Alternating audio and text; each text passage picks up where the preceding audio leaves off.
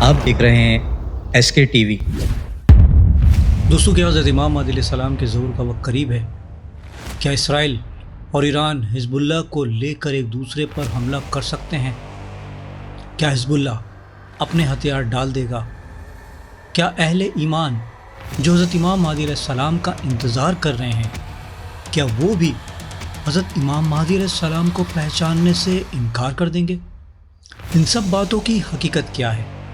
آئیے آج کی ویڈیو میں سمجھنے کی کوشش کرتے ہیں۔ دوستو، نومبر 2024 کی جنگ اب بھی نام نہاد طور پر برقرار ہے، لیکن حقیقت میں یہ بار بار وائلیٹ ہو رہی ہے۔ تازہ اطلاعات کے مطابق اسرائیل تقریباً روزانہ کی بنیاد پر جنوبی اور مغربی لبنان میں فضائی حملے کر رہا ہے۔ صرف دسمبر 2025 میں درجنوں حملے ہو چکے ہیں، جن میں حزب اللہ کے مبینہ ٹھکانے، اسلحے ڈپو، تربیتی مراکز، خاص طور پر حزب اللہ کے ایلیٹ رضوان فورس کے اوپر اور بعض اوقات القدس فورس کے ارکان کو نشانہ بنایا گیا۔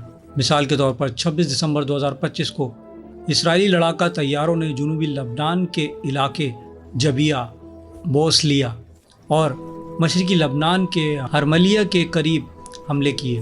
ایک حملے میں ایران کے القدس فورس کا ایک رکن بھی شہید ہوا، جسے اسرائیل نے دہشت گردی کی معاونت کا الزام لگا کر شہید کیا۔ حزب اللہ کو غیر مسلح کرنے کی پہلے مرحلے کی ڈیڈ لائن 31 دسمبر 2025 ہے، جو اقوام متحدہ کی قرارداد 1701 اور جنگ بندی معاہدے سے منسلک ہے۔ اس میں لیتانی ندی کے جنوب میں حزب اللہ کے ہتھیار لبنانی فوج کے حوالے کرنے اور جنگجوؤں کو شمال منتقل کرنے کا مطالبہ ہے۔ لبنانی وزیر اعظم اور حکومتی عہدیدار کا دعویٰ ہے کہ یہ مرحلہ تقریباً مکمل ہو چکا ہے۔ پرانے اسلحے ڈپو کو تباہ کیا جا رہا ہے اور لبنانی فوج جنوب میں تعینات ہو رہی ہے، لیکن حزب اللہ نے واضح طور پر ہتھیار ڈالنے سے انکار کر دیا ہے اور کہا ہے کہ اسرائیل اگر حملے جاری رکھتا ہے تو وہ بھی اپنے دفاع کا حق محفوظ رکھتا ہے۔ امریکہ، خاص طور پر نئی ٹرمپ انتظامیہ، لبنانی حکومت پر سخت دباؤ ڈال رہا ہے کہ یہ ڈیڈ لائن پوری کی جائے، ورنہ اسرائیل کو کارروائی کی آزادی مل سکتی ہے۔ اسرائیل کا موقف ہے کہ حزب اللہ اب بھی دوبارہ منظم ہو رہا ہے، اس لیے حملہ دفاعی ہے۔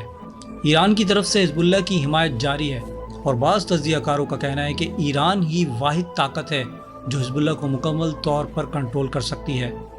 جون 2025 میں ایران اور اسرائیل کے درمیان براہ راست 12 روزہ جنگ کے بعد بھی کشیدگی اب تک کم نہیں ہوئی۔ اور دوستوں، میں آپ کو بتا دوں کہ یہ صورتحال دیکھ کر بہت سے لوگ پریشان ہیں کہ کیا 31 دسمبر کے بعد بڑی جنگ شروع ہو جائے گی؟ ابھی تک مکمل جنگ نہیں، بلکہ یہ صرف ایک دوسرے کو دھمکیاں ہیں، لیکن خطرہ ضرور بڑھ رہا ہے۔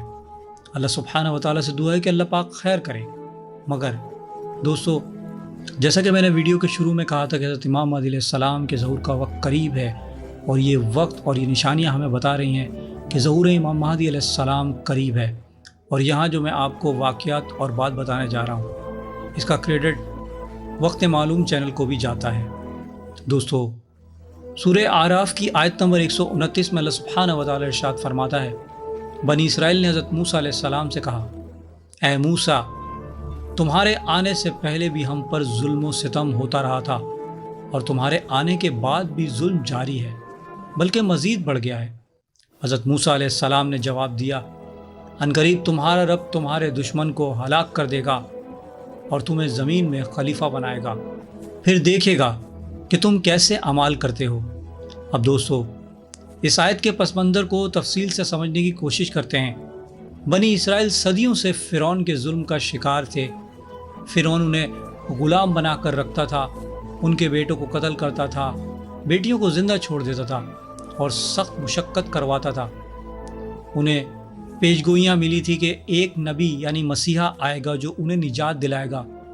وہ اس کے منتظر تھے، دعائیں مانگتے تھے۔ جب حضرت موسیٰ علیہ السلام اس دنیا میں تشریف لائے، معجزات دکھائے، جیسے عصا کا سانپ بننا، ہاتھ کا چمکنا، فرعون کے دربار میں گئے تو بنی اسرائیل کو بڑی امیدیں جاگیں اور وہ یہ سمجھنے لگے کہ اب ہمیں اس ظلم و ستم سے نجات مل جائے گی۔ لیکن کیا ہوا؟ کیا فرعون کا ظلم کم ہو گیا؟ بلکہ وہ کم ہونے کے بجائے اور بڑھ گیا۔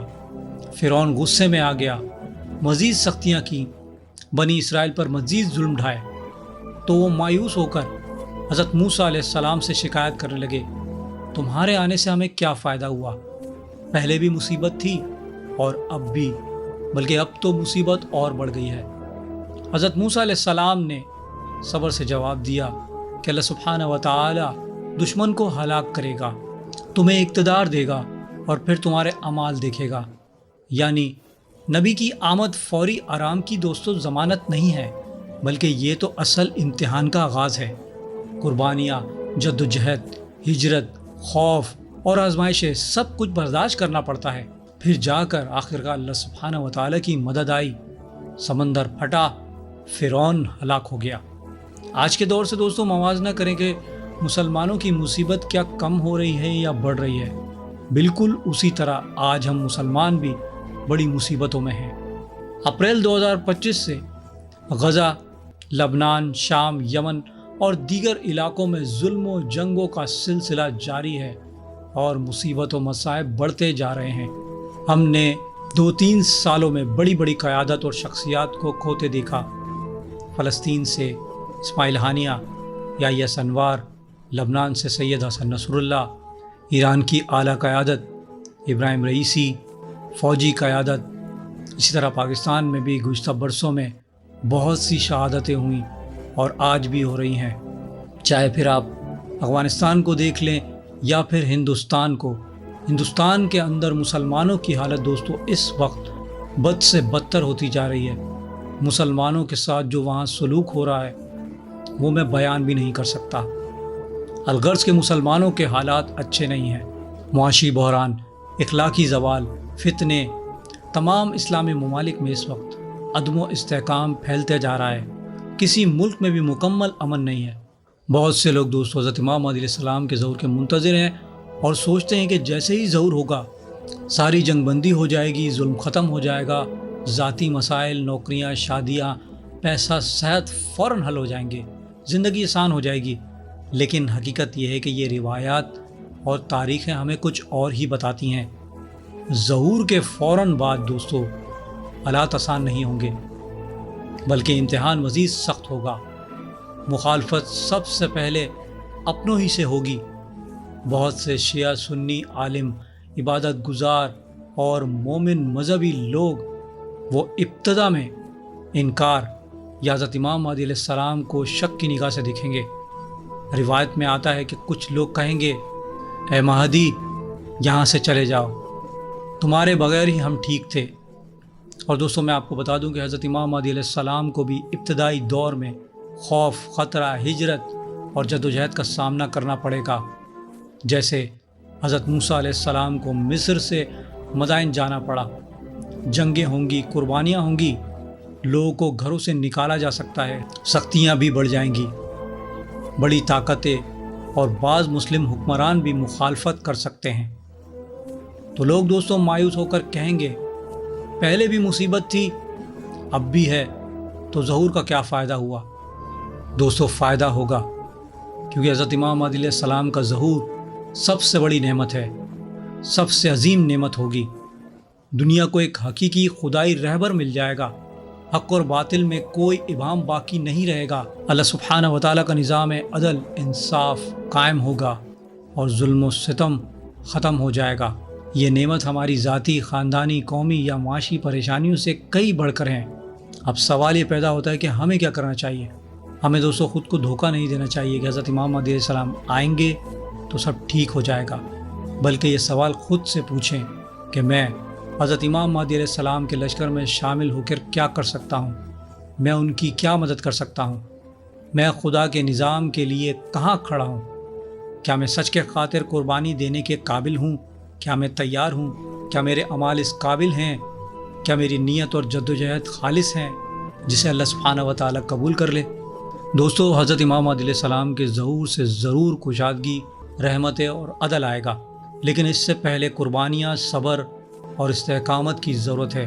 ہمیں بنی اسرائیل کی اس جماعت کی طرح نہیں بننا ہے جو ہر وقت شکایت کرتی رہتی تھی، انبیاء کی نافرمانی کی، بلکہ ان پاکیزہ لوگوں کی طرح بننا ہے جنہوں نے انبیاء علیہ السلام کا ساتھ دیا اور ان کے ساتھ کھڑے رہے۔